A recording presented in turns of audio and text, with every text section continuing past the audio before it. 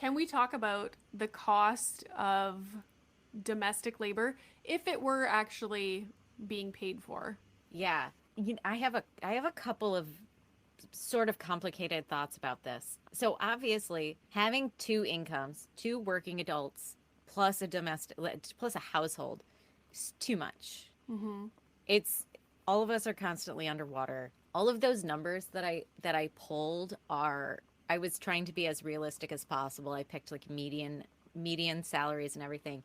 And just this morning I saw it was like New York Times or something did a very similar thing and they outlined it. They said a stay-at-home parent would make $184,000 a year if it Wow. was added up. And what I think is amazing is my mom always called herself a domestic engineer, and I love that. She was the same. My dad worked, and that was his primary role was providing a paycheck, and he worked very long hours, and then would take like a couple of weeks off here and there and be home in chunks. And it was that same thing, hard to slip into a different role.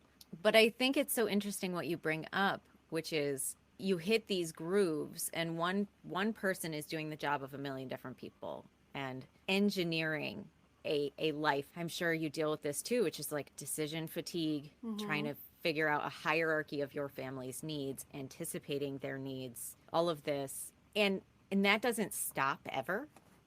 Your kids wake up in the middle of the night. It never stops, 24 hours a day. But then if one parent's primary role was to work outside of the house for pay, they get to retire one day. Yeah. And then it's that same thing, which is like the domestic engineer has taken on the role of caregiver and doesn't get to retire. Mm-hmm. And now the person that retired is another dependent on the person that is the domestic engineer. Yes.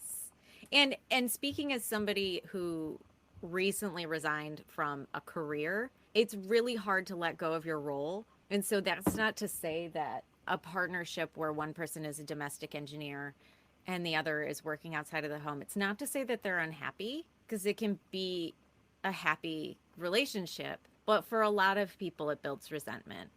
So Mm-hmm. for me, I try to be nuanced about it, which is that if it works for you, it works. That's fine. Your fare is not my fare, and that's okay. But it is something to be mindful of. I remember seeing a quote about resentment. I don't know where I saw it, but it was something about like resentment is not because you're resenting that you're doing the work. You're resentful because you're not getting the same amount of rest. Yeah. Something like that. And I was like, yes, that is makes Yeah. sense. Well, and something I've learned about myself through processing this and finding a balance in my life is that I've always had a problem with boundaries, and I didn't realize that the domestic labor in my household was like me having boundaries in my head, never setting them verbally and never communicating expectations and my needs. And so I was like, why is he not doing this thing? It's crossing my time boundary. But I would not say any of that out loud.